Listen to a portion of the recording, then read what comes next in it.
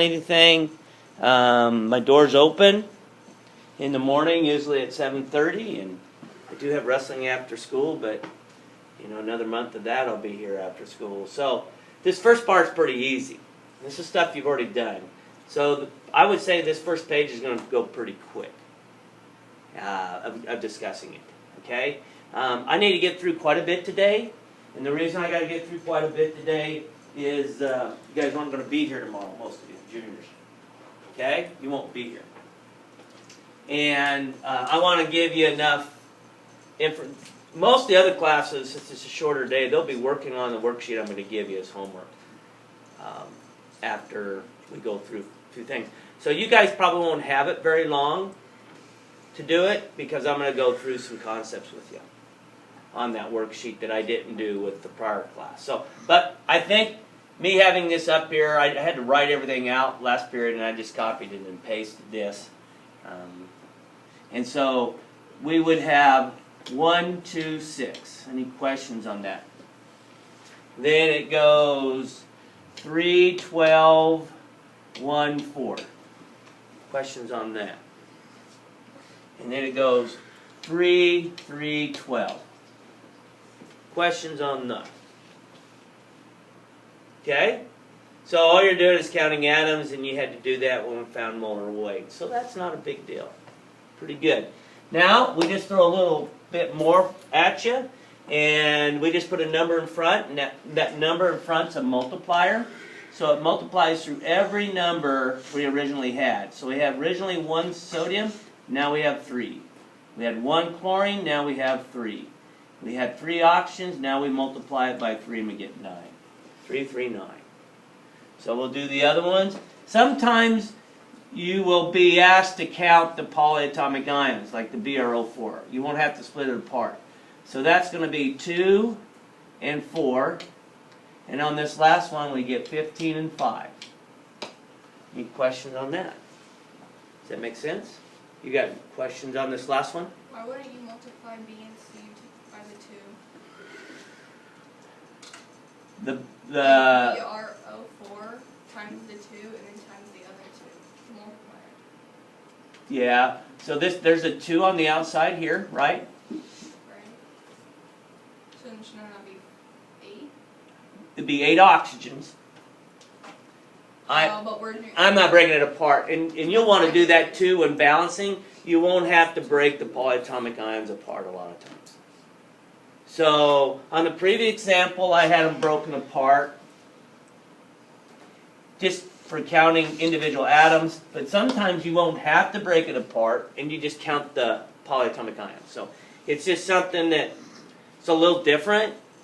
But you don't want to break them apart, because if you break them apart, then you've got, like on this one, if I broke everything apart, then I'd have, and most times you don't have to, then you'd have, complicated, you'd have 15 nitrogens, you'd have 60 hydrogens, and it gets really messy. So the more you don't have to break them apart, the better it is. So what I've done on A through D is I've written out down below an accounting mechanism. All it is an accounting mechanism that allows you to compare visually, looking at it. Boom, I look at it right away, I can see if the numbers are the same or not. You don't have to do this. Some students will choose to do it, and they get really good at it, and then they realize they won't need it anymore to write the individual ones down. And they'll do it by sight. And we'll do a little bit by sight. What I mean by sight is that I'm not writing them down and I'm just counting in my head. How many do I have of this? How many do I have of this? Do they equal? Yes or no? If they equal, I go on to the next one.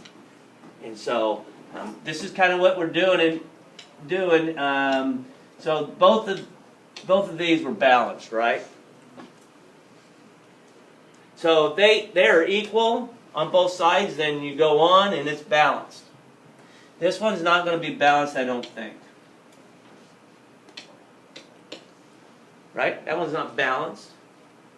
So what did you have to do to make it balanced? Change the 2 to 3. Change the 2 in front of chlorine to a 3. So we put a 3 out in front, and that makes it 6. So that would be balance 2, 2, 3. Questions you have on that? Does that make sense? So what I'm doing is I'm comparing them. This is what you'll probably do. You'll compare them and go, hey, they don't match up. I got to put a number in front. I'm going to get them to balance. This one's a little bit... Now, if you notice, I did not split the NO3 apart when I wrote it down. I could have, and that would have been nitrogen and oxygen. But if you notice, NO3 occurs here and here, and it's really the same ion. And so I don't have to split that apart into nitrogen and oxygen. So I would prefer to do that, and you guys will too when you start doing these. So I had 2, I have 6, I have 6, 6.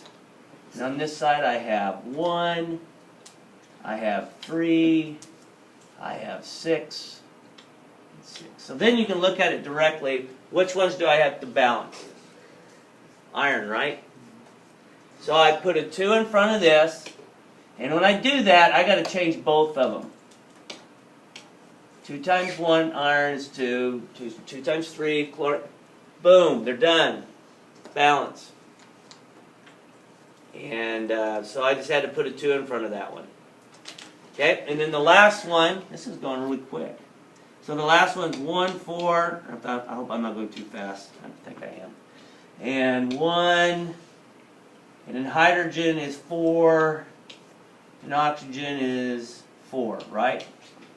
Now, what will happen, sometimes students will not count all the an element if it's in multiple spots. So I have 2 oxygens here, and I have 2 times this 1 oxygen here, which is adding on another 2, so that's actually 4. So make sure that you're counting them if they're in multiple spots and then adding them together. So we just added those together, and that's what we came up with. So what do we need to balance? Just oxygen, right? And so we put a 2 here, and that makes it 4. We're good. And that's balancing. Now, what I've done on this example A through D, I've put in all the information. It's kind of like a crossword puzzle. I put all the numbers in except for maybe one, or maybe one of them's wrong. Eventually, you're going to have to put your own numbers in to balance them, okay? On this next part, we won't do a lot of this, but I feel it's something that we need to do a little bit with it, because there's a trend in chemistry to go and start writing these out with drawing them out. So there is a tendency in chemistry to start doing this kind of work. Okay? And so it's kind of like if I had enough of these, I'd just put these on there, but I'm lazy and I haven't made many of these. But if I would just go ahead and show you that's a water, for example. Okay? And if I had NaOH, I'd put my Na and OH together and do it that way, but I didn't. So what I do, usually if you got one element by itself, it's out in front, it goes in the middle. So I'm going to put in there, H, H, and H. And the reason why I spread the H's out is most times when you guys will see these for the first time in, say, a month, and you're having to draw these out and know exactly how they go, we'll be spreading them out as far as possible from one another. So then I write nitrogen here, and then I write the hydrogen about the same size as what they are on the other side and link them together. So I've done that, but on the left side I got 1 nitrogen, on the right side I have 2 nitrogens, so I'm going to have to draw another ammonia. So Na3 is like water, it's kind of a common name, it's called ammonia. Right? So what else needs to balance? H's. Yep, I've got to write 2 more H's out here. If you notice something here that will be a trend coming later, if you notice, N is 2 of them when you write them by themselves. So it's like pairs of shoes or pairs of socks or gloves. When you go put those on, you have to have 2 of them. So there's certain elements, and I'm going to give you this now, and you can write it on this sheet, that are called diatomic molecules. When you write them by themselves, you've got to have 2 of them. And they're called the genuine, they end in gen, or they end in INE on the periodic table. They're called the genuine elements. And anytime you write those, you've got to pair them up. So what ends in gen? Oxygen. Nitrogen. Hydrogen. Any others? Is that it? What ends in INE? Iodine and fluorine, chlorine, and bromine. When you write them by themselves, they're not going to be like metals where you can just write one of them. You have to write oxygen as O2.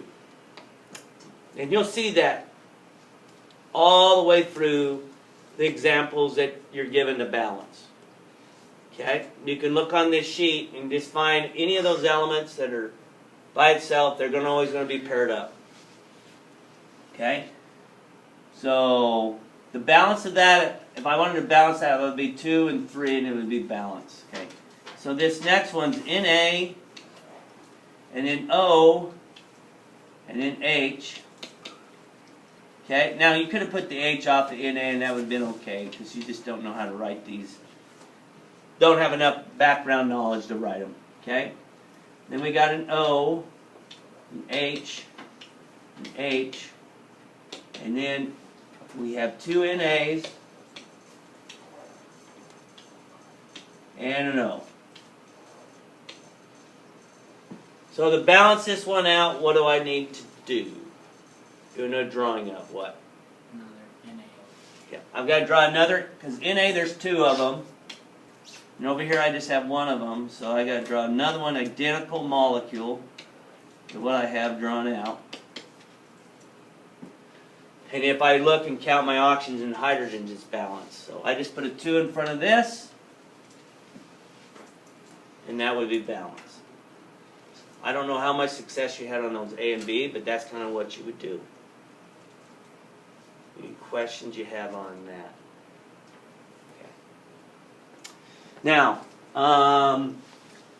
getting into balancing. So the main thing of going through all that front page is to do it this way. CUHG, and I didn't notice this on very many people's paper. Maybe you got them balanced by sight. But most of your papers, you just had numbers written in front, and I'm going to also show it this way just to show you how easy it can be. Because if you're struggling, especially if you're getting wrong answers on 1 through 4 down below, you may want to write in your symbols like I did. Because that's why I did it, so that you can kind of see how that works. 1, 1, 1. 1, 1, 2. That one's easy to balance, right? So what do we need to balance on that one? NO3s, right? And so I put a 2 in front of this. When I do that, it changes my Hg to 2, and it just doubles everything. So now what do I need to balance? HG. Just to put a 2 in front of this, it's balanced. So to start working and balancing these out, you may want to write out all your symbols so you can visually look at it. And then at some point in time, you may not want to write them out because it takes time to do that, and you got a test to do, and you don't want to spend all your time writing them out. Now this one, you got Al and F, Al and F. So when we count them, we got 1, 2, 1, 3. Now, you'll find out one little one little trick that'll always help out is that if you got a 2 and a 3, you got to get it to what? 6. So anytime I have a 2 subscript and a 3 subscript, I'm automatically going to do that one probably first. And so I'm going to go free, and that gives me 6 fluorines, and I'll put a 2 in front of that, and it gives me 2 aluminums and 6 fluorines. So at that point in time, the only thing I have to be concerned with is aluminum. I put a 2 there. I got 2 aluminums.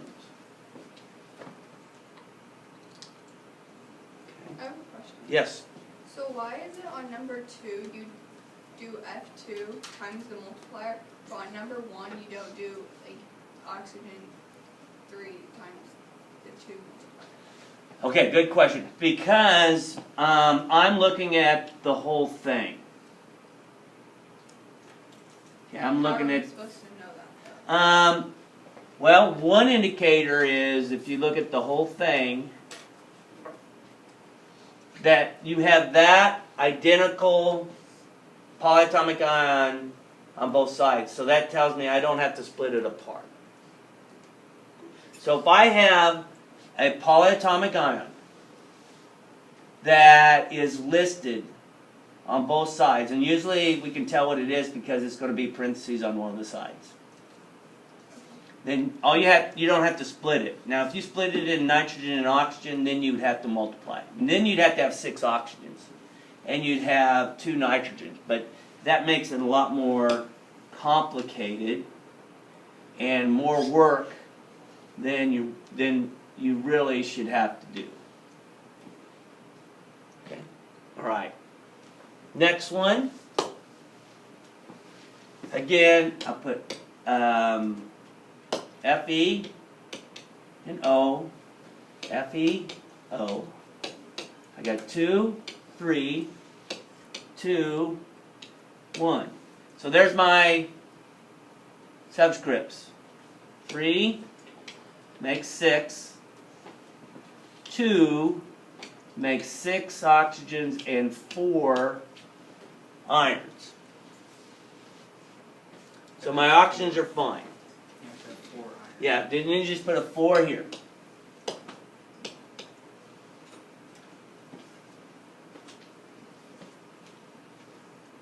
Okay.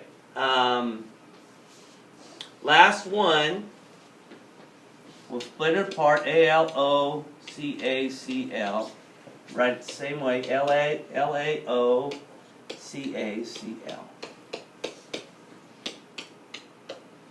This doesn't take very long to do either if you know write them out. 2, 3, 1, 2, 1, 1, 1, 3. There's that 2, 3 again.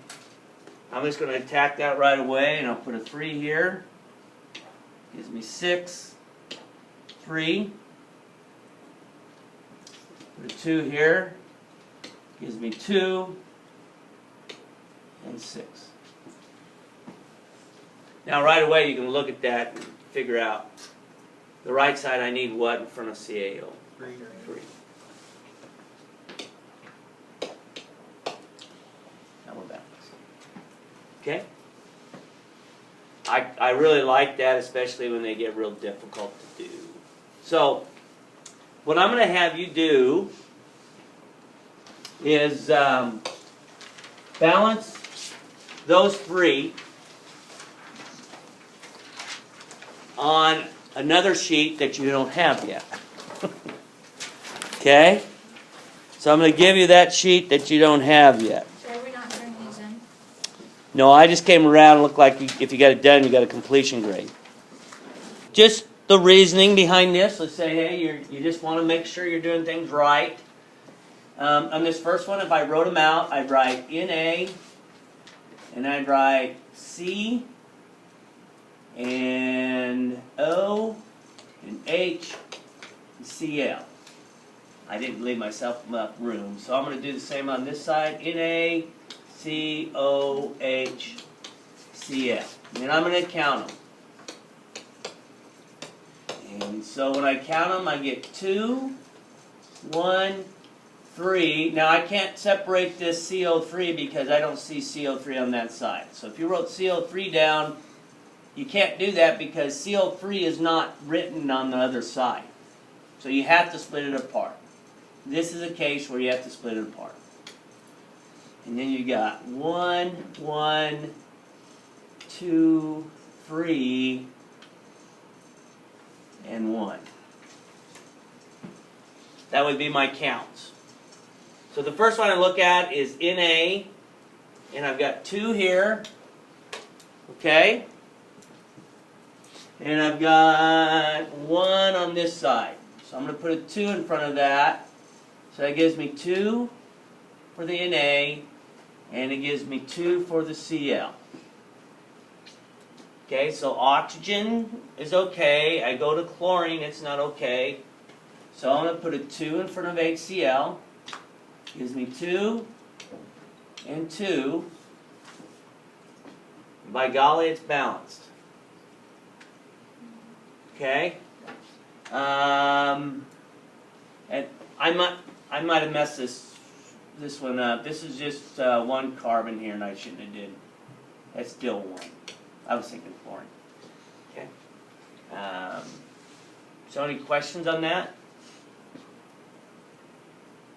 And my hydrogens would be 2. I crossed out the wrong one. There we go. Okay. Next one. We got Al, SO4, CaOH. So Al, SO4, CaOH. So again, I don't have to split the SO4 apart, and I don't have to split the AOH apart because it looks the same on both sides. So I go 2, 3, 1, 2. Okay, aluminum's 1, SO4 is 1, Ca's 1, OH is 3. So I got that 2-3 ratio. 2 subscript, 3 subscript, and so that I got to make it 6. So I'm going to put a 3 in front of this. Gives me 6 and 3. On the other side, I'm going to put 2 in front of this. It gives me 2 aluminums, and it gives me 6 hydroxides. So calcium and sulfate need to be tripled on the other side. I got 1 of each. So I got to put a 3 in front of this, and that balances. Okay. Now the last one I think is a tough one. We'll see if you got it. NHO. And then this is, it looks like it should be really simple, but of course it's not.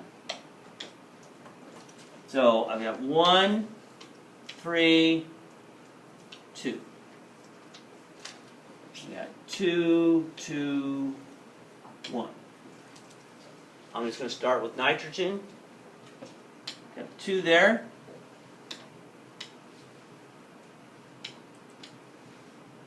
Two and 6. Next one, I'm going to go hydrogen. I've got a 2, 6. I'm going to put a 3 here. Gives me 6 and 3. Now my oxygen doesn't balance. Okay, I've got to find a way to balance. It's got to be an even number of oxygens too. Because sometimes what will happen, you'll have a subscript of 2, and you realize anything you put in front of 2 is going to give you an even number. So let's do that one thing where we get it to 6. That seems to work a lot of times. So I'm going to put a 3 here. It gives me 6. And then I'm going to erase the 3 in front of H2O and put a 6 there. Erase this. And put a 6 there. So now I have 12 hydrogens and 6 oxygens. So now what do I need to do?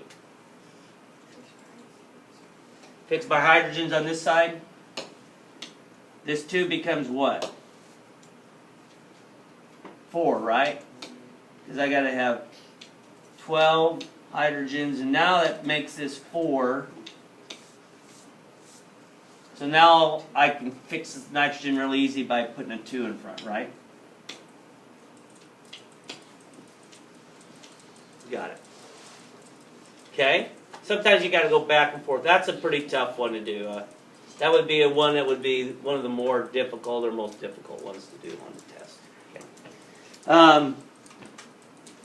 I am going to tomorrow have a little short video for the other class, and that other video I'm going to do number 8. I'm not going to do number 8 for you guys because I feel like I've done. You guys can work on the rest of this. The back side 8, 9, and 10 are a little bit different of how you do those, and I'll have a short little video on that, probably no longer than 5-6 minutes that you guys can check out since you're not going to be here tomorrow. Okay? Is it gonna be juniors that are gonna be gone, or the actual juniors? So this sophomores are 3rd period, right? So you guys be gone. Juniors are 4th period. You are you're scheduling for next year. You're getting information on scheduling for next year. Classes you have to take as juniors. Why does nobody say I don't know. I think it was on the announcements. It was on the Yeah. announcements. Yep.